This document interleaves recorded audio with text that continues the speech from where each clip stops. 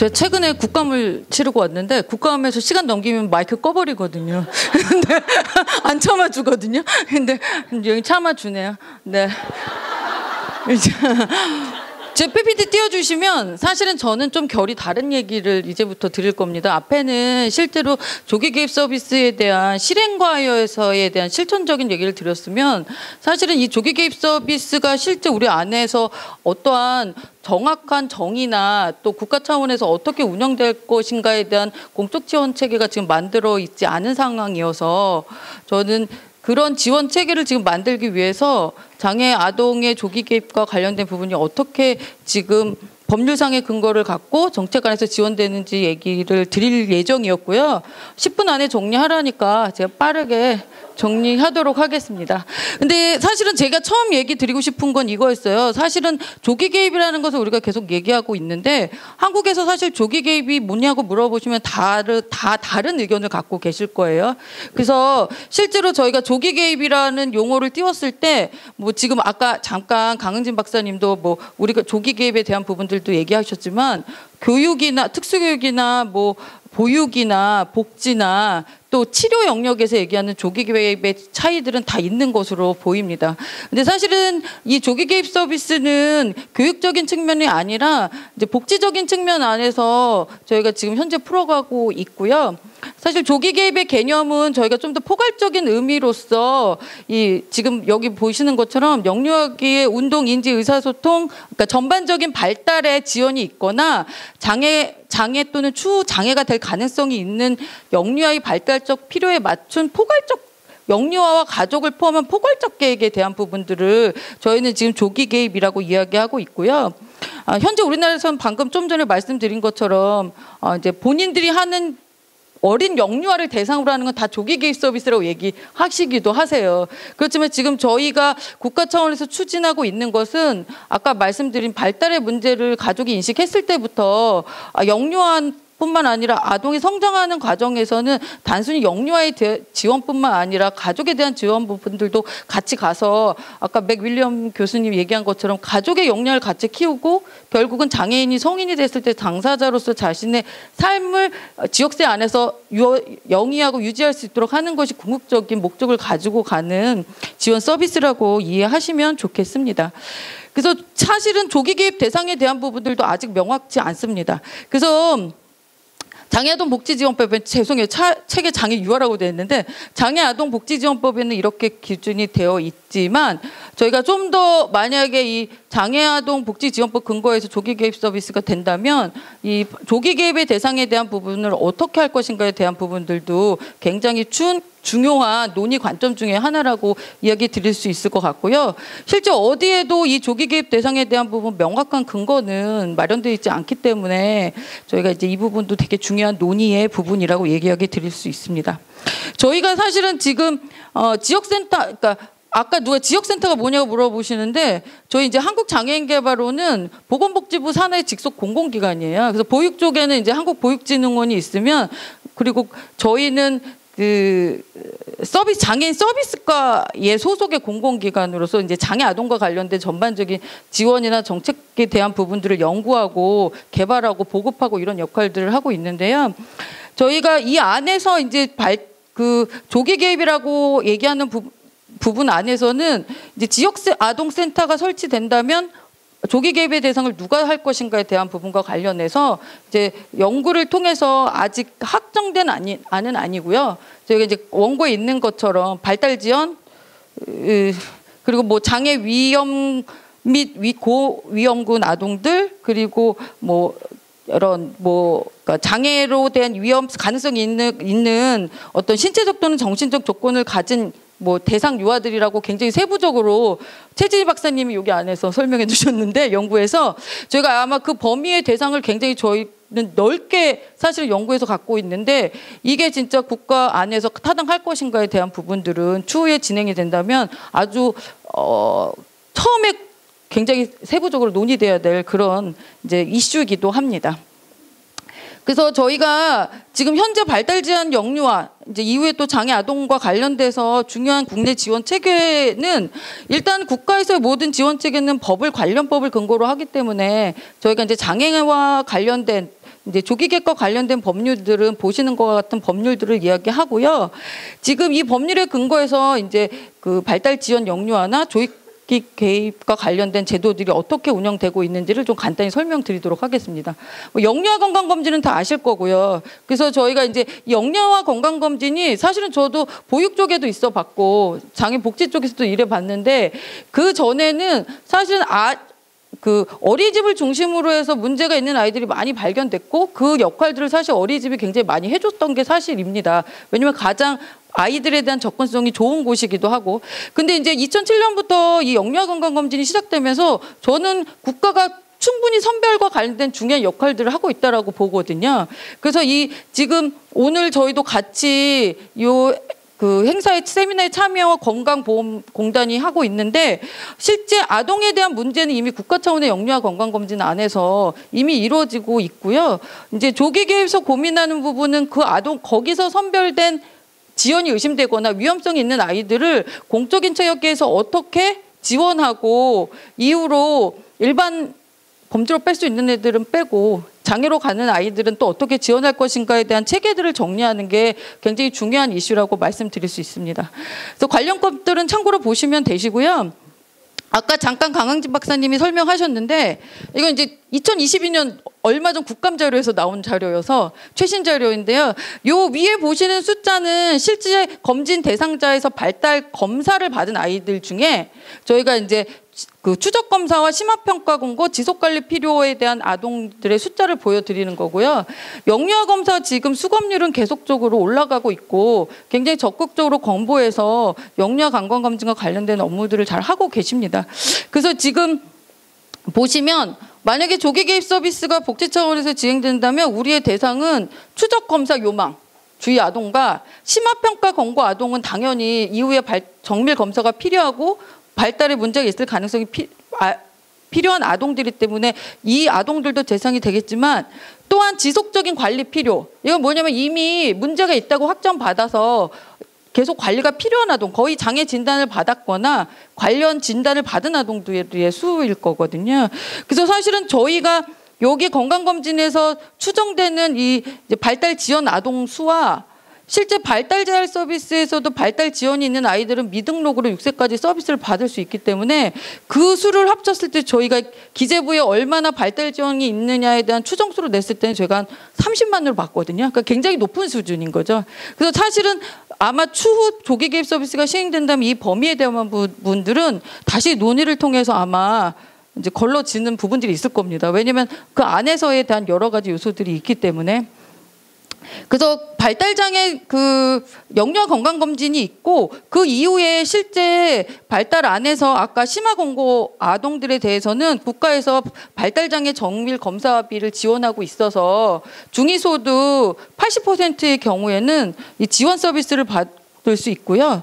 이제 내년도 건강보험에서는 하위 100%까지로 지원을 확대해서 실제 건보에서 저희도 협약을 통해서 지금 그 한국보육진흥원과 저희 건강보험공단과 한국장애인개발원이 이제 영유아 조기 개입을 위한 지원 체계를 마련해서 협약을 하고 작년부터 일을 하고 있는데 저희가 이제 만날 때마다 건보가 하고 있는 되게 적극적인 이런 아이들 건강에 대한 지원에 대한 부분들을 되게 잘 하고 계시는 걸로 저희는 보여집니다. 그리고 실제 이런 검사 이후에 어디서 정보를 받을 수 있냐, 검사를 어떻게 받았냐 하면 저는 개인적으로 건강보험공단을 자주 보거든요. 홈페이지를. 근데 그 안에 또 잘 정보를 받을 수 있는 지원 체계들이 마련되어 있습니다. 빨리 넘기게요. 그리고 뭐 장애인 등의 특수교육법은 잘 아실 거니까. 그리고 저도 장애인 등에 대한 특수교육법에 이미 영유아의 무상교육이나 조기개입과 관련된 부분들은 규정되어 있고 또 학교의 교장들이 이런 이제 그 문제 있는 아동들에 대한 조기개입과 관련된 지역사회 안에 홍보나 이런 역할들을 갖고 있는데 저희는 사실 유보통합이 될 줄 몰랐거든요. 예측 못했는데 안 될 거라 믿었는데 유보통합이 돼서 이후에 어떻게 이 서비스의 방향이 갈지는 저희도 좀 지켜봐야 할 것 같습니다. 그래서 이제 특수교육법은 제가 좀 스킵할게요. 시간이 없으니까. 그리고 이제 저희가 장애아동 복지지원법이 실제 장애아동 조기개입과 관련된 이제 내용의 규정과 실제 그 관리 업무를 해야 되는 지역장애아동 지원센터의 규정을 갖고 있는데요. 지금 한국장애인개발원이 제가 소속되어 있는 것이 이제 중앙장애아동센터가 있고 중앙발달장애인지원센터 같이 통합 설치되어 있고요. 지금 발달지원센터는 전국에 17개가 있어서 이미 작동을 하고 있고 그 장애아동센터는 아직 설치가 한 군데도 못 됐습니다. 왜냐하면 이거는 법에서 시군구 설치가 규정으로 되어 있어서 시군구에서 이런 센터 설치를 쉽게 하기는 어려운데 최근에는 시군구에서 저희에게 굉장히 많이 문의했어요. 우리 지역 아동센터를 하고 싶다. 그래서 이제 그것과 관련된 핵심 요소는 조기 발견과 관련된 부분으로 여겨지고요. 최근에 올해 저도 국감에서도 느꼈지만 장애아동과 관련된 질문이 굉장히 평소와는 다르게 많이 나왔는데 그것과 관련해서 조기 계획과 관련된 장애아동 복지법 안에서의 규정들도 계속 개선되고 있는 상황입니다. 그건 뒤에서 다시 보여드리도록 할게요. 그래서 지역아동센터는 지금 시도의 설치 장애 기준으로 되어 있고 올해 진짜 내년도 드디어 생기는구나라고 예측을 하고 저희가 작업을 했는데 이제 시도 또 걸린 게 이제 중앙부처에 근거가 없다고 해서 지금 강선우 의원실이 중앙 서치를 위한 이제 예산 확보 작업들을 진행하고 있어서 어쨌든 장애 아동 지원과 관련해서는 빠르게 흐름을 탈 것이라 예측하고 있습니다. 그리고 이제 또 하나 조기 개입서를 명명하고 있는 게 발달장애인 권리보장 지원에 관한 법률인데요. 이 법이 굉장히 중요한 이유 중에 또 하나가 뭐냐면 발달 지원 아동의 한 70%, 그러니까 발달장애인 지원센터의 대상과 장애 아동 지원센터에서의 그 발달장애인의 중복되는 대상수를 보면 70%가 겹칠 거라고 생각하거든요. 그래서 사실 발달지원 아동들이 추후에는 대부분 발달장애, 자폐나 지적장애로 가기 때문에 이제 이 역할 안에서의 서로 이제 중복되는 부분도 일부 있고 그래서 지금 지역장애아동지원센터는 발달장애인 지원센터와 통합설치 방향으로 지금 추진 중에 있습니다. 그래서 발달장애인 권리 보장 및 지원에 관한 법률에도 이런 장애와 관련된 조기 발견과 이 지원에 대한 규정들이 되어 있어서 현재 지역장애아동지원센터가 없어도 발달지원센터 가시면 영유아에 대한 지원들이 사실 가능하시고 이제 발달지원센터가 성인 중심으로 많이 운영되다가 이제 아동 쪽에 대한 관심들을 갖고 센터들이 준비하고 있는 곳도 있어서 추후에 혹시 정보나 뭐 관련 서비스들에 대한 문의들은 지역센터의 도움을 받으실 수 있을 거라고 생각이 듭니다. 그리고 기타 법률로는 장애인복지법이나 모자보건법 같은 것들이 있고요. 이제 모자보건법은 아까 보신 이제 그 조기 계획과 관련돼서 중요한 또 근거법이기도 합니다.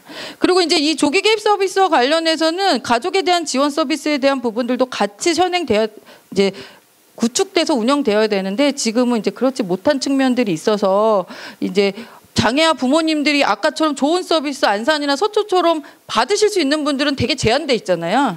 그리고 정보를 알면 가시지만 그 정보를 모르시는 분들은 계속 헤매시다가 중요한 시기들을 다 보내는 그런 어려움들이 있고 그리고 아까 가족의 역량 강화라는 부분 안에서는 이 장애의 문제를 부딪혔을 즉시 부모가 아이를 어떻게 이끌고 지원하고 가면 되는지에 대한 좋은 조력의 기관들이 필요한데 이제 그런 것들이 지금은 좀 분절적이거나 있어도 아니면 부모가 알아서 움직여야 되는 그런 한계들이 현재 있다고 이해하시면 됩니다.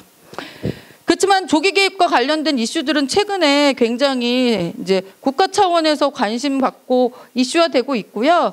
지금 아까 이제 말씀하셨는데 국정과제 47번에 이번 윤석열 정부가 장애 맞춤형 통합 지원을 통한 차별 없는 사회 실현 안에 이제 발달장애 돈보험 지원 체계 구축 안에 장애 조기 발견 교육을 위한 서비스 체계 구축 내용을 집어넣었고요. 그리고 이제 이걸 구체화시키는 5년간의 중요한 장애 정책 종합 계획 안에 장애아동 복지 지원 체계를 고도화할 거고 장애 조기 발견 및 조기 개입 등에 대한 장애아동 복지 강화를 통한 장애아동 지역아동센터 설치를 하겠다라고 지금 이야기하고 추진하고 있습니다. 그래서 요거는 제가 최근 말씀드린 그런 이 사회적인 변화들의 이슈들 안에서 중요한 단순히 옛날에는 장애아동복지법 지원법에 장애에 대해서 홍보해 이렇게 얘기했다면 그게 아니라 장애의 조기 발견을 위한 교육도 하고 장애의 문제를 알았으면 부모에게 정보도 주고 가족 상담을 하라고 하는 규정들이 새롭게 장애아동복지지원법에 올해 이제 담겨지면서 좀 더 이제 조기 개입에 대한 필요성들이 강조되고 있고요. 이제 저희가 시군구만 있던 걸 억지로 어렵게 개정해서 시도 의무로 했더니 이번에 시도가 걸려서 지금 이제 중앙부처의 예산에 대한 근거들을 가지고 추진하고 있어서 좀 더 법적 강화를 통해서 장애 아동 지원 체계를 만들려고 하고 있습니다. 이거는 제가 지금 아까 최근에 동향안에서 장애 아동 수가 늘어나는 수를 보여드리려고 가져온 건데요. 보시면 2021년도에는 전체 장애 아동 등록 수는 약 7만 7천 명.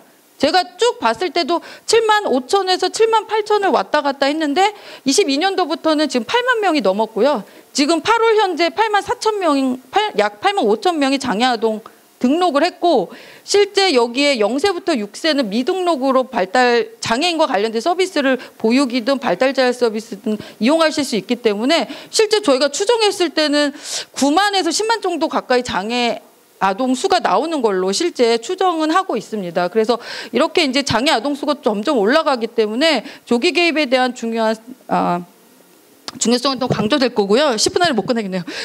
마지막으로 그러면 우리가 이런 흐름 안에서 이제 조기 개입을 위해서 어떤 과제들을 풀어갈 것인가 안에서 말씀드리고 또 저희가 그 체계를 지금 어떻게 구성하고 있는가에 대한 간단한 말씀드리고 정리하도록 하겠습니다. 앞서 말씀드린 것처럼 조기 개입 과제를 하기 위해서는 선행돼야 될 해결 과제들이 되게 많은데요. 아까 조기 개입을 어떠한 형태를 조기 개입으로 할 것인가에 대한 정확한 정의와 대상이 있어야 되고요. 이 조기 개입 서비스가 잘 안 되는 이유 중에 하나가 저는 영유아의 조기 발견 및 개입에 대한 사회적 이해와 필요성에 대한 인식의 제고가 필요한데 현재 장애라는 붙는 순간 모든 그 부정적인 인식들이 붙어서 실제 건보에서도 얘기하는 게 국가 차원에서 영유아 건강검진하고 이후에 지원 단계들을 하고 있어도 실제 부모들이 아이가 문제가 있다는 걸 모르지 않으시거든요. 근데 그 이후에 연락이 안 되신대요. 그러니까 접근 자체를 하기 어려운 부분들에 대한 이야기들을 하시더라고요. 그래서 우리가 이제 이런 전반적인 정확한 정보들을 제공해주면서 전반적인 지원을 해줄 수 있는 체계들이 필요하고요. 그래서 저는 이거는 조기 개입을 얘기하기 전에 장애 인식 개선부터 해야 되겠다. 저는 그 생각이 들거든요. 그래서 저는 조기 개입의 중요성을 인식하도록 저는 출산 전에 산모, 저는 더 나가면 결혼하기 전에 이런 조기 개입이나 아이의 문제를 조기에 지원해 주는 건 굉장히 중요한 문제잖아요. 지금 그래서 그런 것과 관련된 필요성과 중요성을 알려줄 수 있는 적극적인 홍보 방안이 필요하고요. 이런 조기 개입이라는 것이 영유아 발달장애라는 장애라는 측면을 강조하기보다는 좀 더 긍정적인 측면을 강조해서 조기 개입에 대한 필요성에 대한 인식을 높일 수 있는 방안이 필요하다라고 생각합니다. 두 번째는 저희가 조기 개입 서비스가 실행돼도 당장의 문제는 조기 개입 전문가가 없습니다. 굉장히 조기 개입 서비스는 최진희 박사님급 같은 전문가가 필요하신데 지금 저희가 없어서 이후에 이 영유아 발달과 관련한 다양한 영역에 대한 전문가들을 어떻게 마련할 것인가에 대한 부분들에 대한 제도화도 고민하고 있고요. 이것들은 이런 전문 인력에 대한 자격 요건을 좀 더 구체화해서 이제 좀 더 전문가로서 양성할 수 있는 공식 운영 체계를 좀 더 국가 차원에서 고민하고 그것들을 마련하는 게 필요하다고 말씀드릴 수 있을 것 같습니다. 그리고 이제 세 번째는 아까 초반에 말씀드렸던 조기 개입 서비스 대상 범위의 확대인데요. 현행법상에서는 굉장히 조기 개입의 대상 범위를 좁혀 있기 때문에 아까 대상에서 보신 비전형의 개념이 우리나라는 사실은 잘 설득이 안 되거든요. 그러니까 인지가 좋거나 이러는데 그 외에 다른 특성으로 이런 비전형을 보는 경우들도 있는데 이런 이제 어디까지의 조기 대상 할 것인가는 끝인 거예요. 제 국감아니죠? 구체하실 필요가 있고요. 지금 장애아동복지법이 이제 곧 개정은 됐고 법사위까지 통과해서 등록이 안 돼서 서비스를 이용할 수 있는 연령이 지금 9세까지로 확대될 예정입니다. 그럼 실제 아까 이제 저희는 여기서 주로 영아에 대한 조기 개입만 얘기했지만 실제 미등록 아이들은 진단을 받지 않고도 이제 서비스 범위에 들어오지 않은 상황에서 필요한 아이들의 수가 더 늘어날 거거든요. 그래서 그런 부분에 대한 고민도 필요할 것 같습니다. 그리고 이제 마지막은 관련법 간의 규정 마련을 통한 제도의 연계체가 필요한데요. 아까 말씀드린 모든 영역에서 조기 개입한다고 얘기하거든요. 그래서 저희가 아까 개념을 명확히 하는 것뿐만 아니라 이거는 각각의 담당하고 있는 관할 부처 안에서 좀 더 이렇게 그 협력을 통한 지원 체계를 마련하는 게 필요하기 때문에 보육, 뭐 교육, 의료, 보건 이런 쪽 안에서의 상호 연계할 수 있는 법적인 게 먼저 만들어져야 하고요. 건강보험에서 굉장히 중요한 일을 선별을 하고 계신데 저희가 어떤 기관도 그 정보 못 받습니다. 왜냐하면 개인정보거든요. 엄청나. 법에서도 지금 보육은 키랑 몸무게만 받으시잖아요. 걔 발달 검사는 못 받으시거든요. 그럼 우리가 이제 이런 지원 체계를 만들기 위해서 그런 정보들을 어떻게 구축하고 상호 연계할 수 있는 거에 대한 추후에 아주 그 부처 간의 긴밀한 논의가 필요하고요. 저희가 지금 지역 아동센터가 생긴다면 추진하고자 하는 모형은 기존에 있는 각각의 체계들을 하나의 창구로 모아서 이제 협력하고 그게 지역사회의 서비스로와 지원체계가 연결되고 다시 지원이 필요한 아이들은 지역사회 기관들 안에서 저희 이제 지역장애 아동지원센터를 통해서 서비스를 지원될 수 있는 체계 모형들을 만들어 가고 있고요. 그 안에서 중요하게 생각하고 있는 축은 이제 특수교육지원센터, 국민건강보험공단, 육아종합지원센터로 공적인 체계에서의 그 조기 개입 영유아에 대한 그 지원 체계들을 마련하고요. 이후에 이제 이 아이들이 계속 지역사회 안에서 관리되고 커갈 수 있도록 하는 체계안을 가지고 지금 추진 중에 있습니다. 네, 이것으로 10분만 하려고 했는데 어쩔 수 없네요. 좀 더 자세한 정보는 저희 운영 방안 저희 홈페이지에 있으니까 보시면 도움 받으실 것 같습니다. 네, 감사합니다. 네, 오늘 컨퍼런스는 모두 4개의 기관에서 공동 주최를 하였습니다. 각 기관들이 유기적인 협력을 통해서 앞으로의 과제들을 잘 해결할 수 있기를 기대해 보고요.